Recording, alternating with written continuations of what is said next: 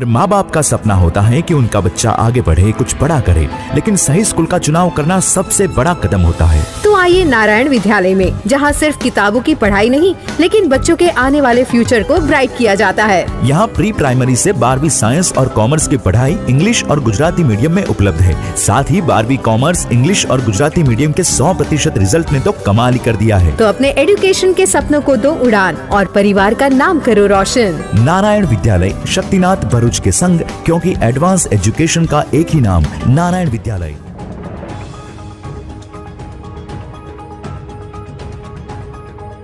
Bharuch police headquarters ખાતે રત્નેશ્વર મહાદેવજીના પ્રાણ પ્રતિષ્ઠા મહોત્સવની ઉજવણી કરવામાં આવી।